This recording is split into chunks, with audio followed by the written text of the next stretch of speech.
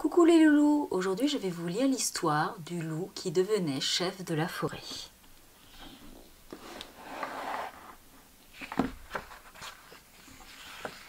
Il était une fois un loup qui vivait heureux dans sa forêt avec ses amis. Tout le monde s'entendait à merveille et la vie était belle. Il s'appelait Loup. Pourtant un matin, Loup fut tiré de son lit par des cris. « Mais que se passe-t-il » bâilla-t-il à demi endormi. C'étaient Alfred et Joshua qui se disputaient. « Cet égoïste d'Alfred veut installer un terrain de basket sous mes fenêtres, » rouspéta Joshua. « Et moi, cela m'embête. »« Quel rabat-joie tu fais, Joshua » répliqua Alfred. « La forêt ne t'appartient pas. »« Et si on aidait Alfred à trouver un autre terrain dans la forêt ?» intervint Loup. « Qu'en dites-vous, les copains ? Tous ensemble, on s'amuserait bien. » Louve s'approcha de Loup. Elle était épatée. « Bravo, Loup ! Quelle diplomatie !» le félicita-t-elle. « Tu ferais un très bon chef, tu sais. »« C'est vrai, fit Loup flatté. Je pourrais être chef des loups de la forêt. »« Loup, chef, loup, chef, loup, chef !» applaudirent ses amis. « Minute, papillon !» les calma Maître Hibou. « Choisir un chef, c'est sérieux. Chacun doit pouvoir réfléchir librement. Il faudrait organiser des élections. »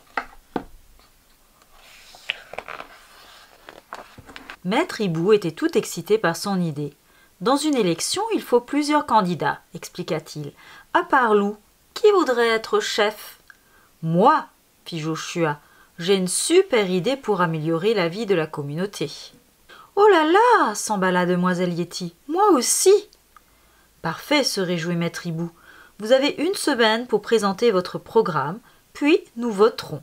Que le meilleur gagne. » Dès le lendemain, Loup convia ses amis à un grand pique-nique. « Si je suis élu chef, lança-t-il, je ferai construire un ponton avec un toboggan géant au milieu de la rivière. »« Super idée !» fit Valentin emballé.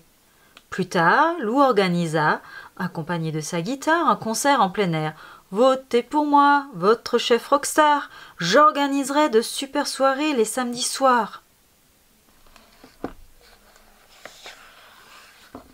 Pendant que Loup amusait la galerie, Joshua distribuait des fraises, des carottes, des radis. « Je voudrais créer un jardin dans la forêt, » expliqua-t-il. « On planterait des fleurs, des légumes, il y aurait des fruits aussi. Ce serait le paradis. » Le matin, on ferait la salutation au soleil avec les abeilles, continua Joshua, et le soir, on admirerait la voie lactée en buvant des jus de légumes frais. « Vraiment ?»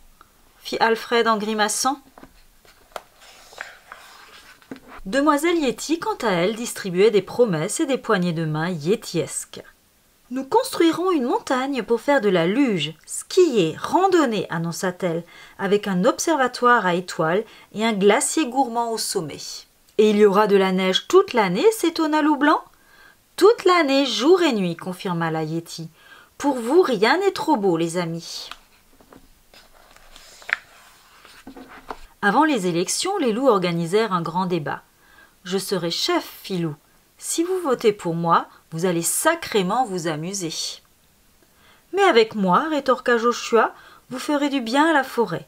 D'ailleurs, la montagne de Titi, c'est du grand n'importe quoi. »« C'est moi le grand n'importe quoi ?» rugit demoiselle Yeti. Folle de rage, elle empoigna le pupitre où se tenait Joshua. Et ce fut la fin du grand débat.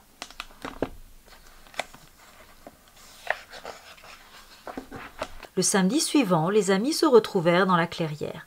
Ils avaient hâte de voter.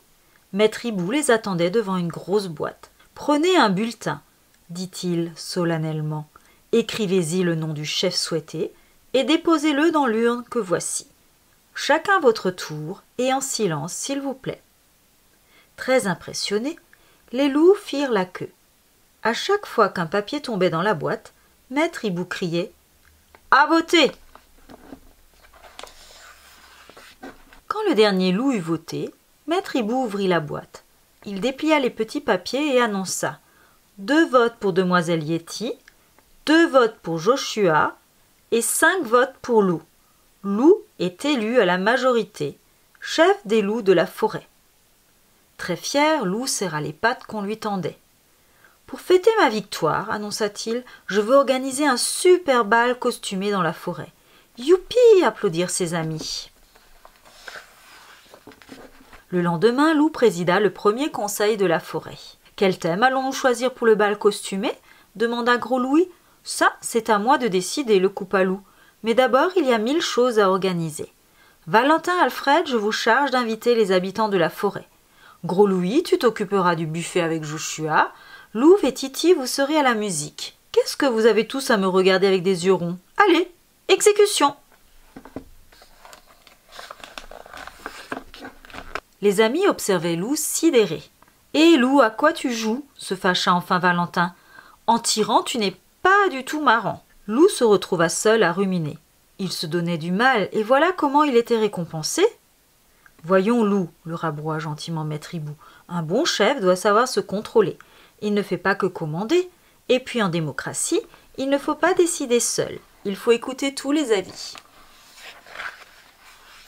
Le jour suivant, Loup arriva de fort bonne humeur. « Désolé pour hier, les amis, dit-il. Je me suis laissé emporter, mais j'ai réfléchi. J'ai décidé de vous laisser organiser le bal comme vous voulez. Pendant ce temps, moi je vais aller me baigner. Valentin, tu me rejoins avec le goûter? Tu plaisantes, j'espère? Souffla Louve en colère. Hier, tu dirigeais tout, et aujourd'hui, tu fais ton pacha et tu nous laisses tout faire? Tu as vraiment la tête à côté de tes baskets. Loup se tourna vers Maître Hibou. « Vous voyez, ils ne sont jamais contents, râla-t-il. C'est trop compliqué d'être chef, j'en ai assez. Je rends mon tablier.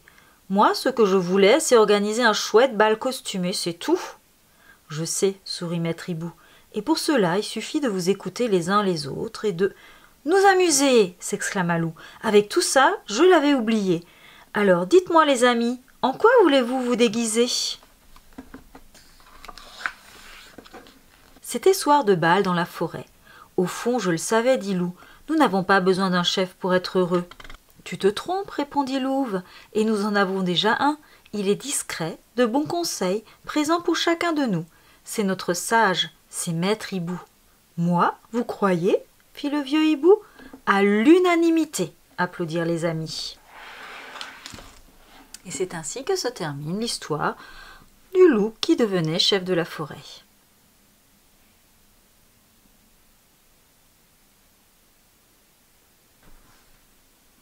Coucou les loulous! Aujourd'hui, je vais vous lire l'histoire du loup qui devenait chef de la forêt.